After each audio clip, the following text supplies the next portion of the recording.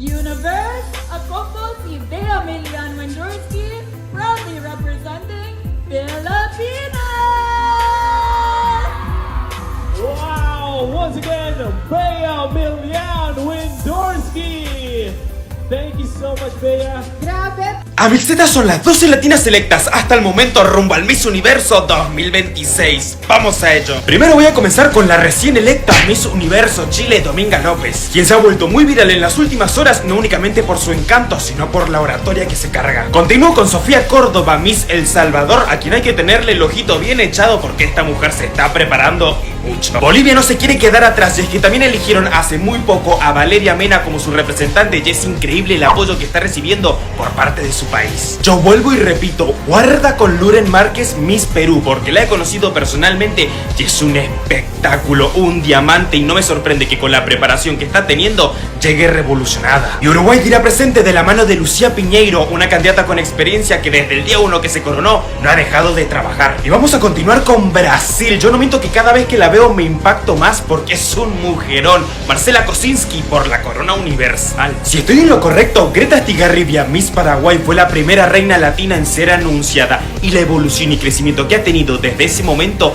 me deja sin palabras. ¿Qué puedo decirles que no les haya dicho antes de Miss Universo Costa Rica, Mariale Acosta? Una mujer preparada que en persona es aún más espectacular y que definitivamente va a hacer brillar nuevamente a su país en el Miss Universo. Y tenemos a la Barbie dominicana Melissa Núñez, que así como la vemos tranquilita, esta niña también es fierce, poderosa, que sabe comerse el escenario y que claramente de la mano de su organización, agárrense porque a jugar no irá. De las anfitrionas más fuertes de los últimos tiempos, Miss Puerto Rico, la isla del encanto, de la mano de Jennifer Barreto, que madre mía, esta niña lo tiene absolutamente todo para llevarle la corona a su país en su propia casa.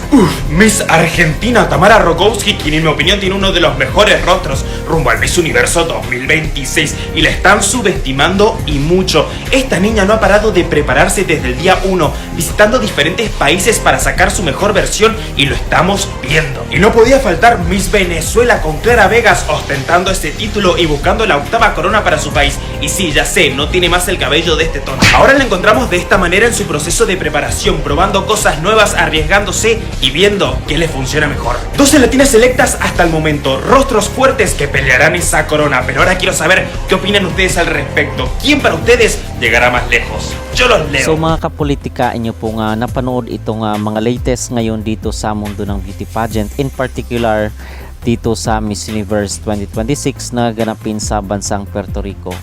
So pag-uusapan rin po natin itong si Bea Milan at ang paghahanda ngayon na ginagawa ng mga Latinos para dito sa nasabing beauty pageant, dahil ilang buwan na nga lang po ang ating hinihintay ay magsisimula na ang Miss Universe para ngayong taon.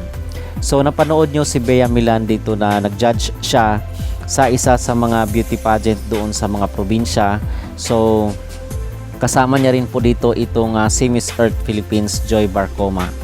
So kitang-kita mga kapolitika na sa ngayon ay front runner at top 1 choice itong si Bea sa mga pa-hot pick ng mga kilalang beauty pageant pages, mga beauty pageant influencers at mga vloggers.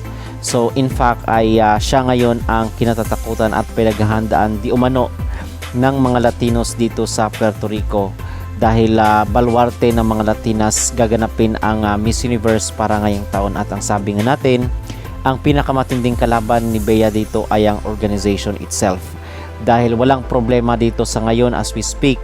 Siya talaga ang standout at kumikinang na between dito sa Miss Universe, at nasa organization lang talaga kung another Filipina ang kukoronahan nila para ngayong taon.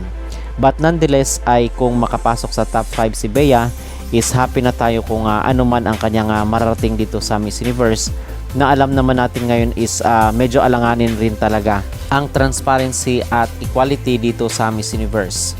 So early favorites for Miss Universe 2026, Marcela Kosinski ng Brazil, Bea Milan Wendorski ng Pilipinas, Melissa Núñez ng Dominican Republic, Susana Medina from Spain, Jennifer Barreto ng Puerto Rico, at ang pambato ng Venezuela na si Clara Vegas. So kakakorona lang po nitong pambato ng Miss Chile rin na isa sa mga I believe na malaki ang tsansa at may potensyal malakas ang laban dito sa Miss Universe. The current Miss Universe Chile is Dominga Lopez of Viña del Mar, who was crowned in August 2026. The previous year's title holder for 2025 was Enamol. So napag-usapan natin itong si Enamol last year kung saan is nagkaroon siya ng kontrobersiya doon sa Miss Universe. At in fact ay hindi siya nakarga sa top 5 mga kapolitika dahil doon sa isyong yun. Pero malakas kasi yung kanyang laban before at ngayon ay isa na mga malakas na manok ang pambato ng Chile dito sa Miss Universe. Walang iba kundi itong si Dominga Lopez. So abangan rin po natin yung kanyang magiging laban. Miss Universe 2026 first hot picks. The race to the Miss Universe 2026 crown is officially heating up as some of the world's most promising delegates begin to emerge as early favorites.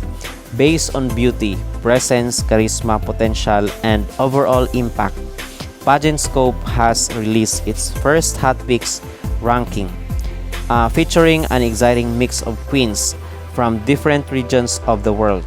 While the journey to the crown is still in its early stages, these stunning women have already captured the attention of pageant fans and experts alike, proving that they have what it takes to become serious contenders to the most prestigious title in international pageantry. So number 1 is walang iba kundi si Bea Milan. Number 2, Czech Republic. Number 3, Venezuela. Number 5, Argentina, Paraguay, Costa Rica, and so on and so forth. So napakaraming mga magagaling ngayon mga kapolitika at pinaghahandaan na talaga ng mga Latino especially dahil sa balwarte ng mga Latinos nga ganapin ang Miss Universe 2026 at malapit na po nating malagpasan yung corona numero ng corona ng Venezuela. So kung papitex-petex itong mga Venezuelan ay isang araw gigising na lang sila na number 1 na ang Pilipinas dito sa mundo ng beauty pageant. So ito ay pagpapatunay kung gaano kalakas ka-influential ang mga Pinoy pagdating sa mundo ng beauty pageant dahil ang beauty contest dito sa Pilipinas ay isa ng kultura. Sinasabi natin isa ng kultura, isa ng business at kahit sa mga barangay, kahit sa mga munisipyo sa iba't ibang mga probinsya ay meron tayong mga beauty pageant competition. So it is a culture in the Philippines unlike sa ibang bansa na hindi ganoon ka pinapansin ang beauty pageant. Pero sa Pilipinas kasi it's a way of entertainment ng mga Pilipino, most especially doon sa mga liblib na lugar or sa mga especially sa mga probinsya. So dahil sa Latin community nga gaganapin ang Miss Universe 2026 ay I believe na pinagsisikapan talaga ng mga Latinos at especially na yung may-ari is isang Latino. Ang question doon mga kapolitika is papayag ba ang isang Latino na ibigay nila yung corona sa isang Filipina na naman dito sa Miss Universe 2026. So ang sabi naman ng iba ay dahil isang Latina ang kinoronahan last year, itong si Fatima Bush. So imposible daw na isang Latina na naman ang kukoronahan this year.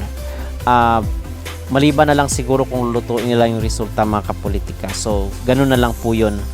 Pero I believe na meron pa rin talagang luto-luto ang Miss Universe 2026, most especially na hindi pa rin binitawan ni Raul ang pagiging CEO dito sa nasabing beauty pageant competition. So yung sinasabi niya before na for sale na daw ang Miss Universe ay parang hindi naman yung totoo, parang budol lang yun para mapacify yung mga pageant supporters na nambabash ito kay Fatima sa social media.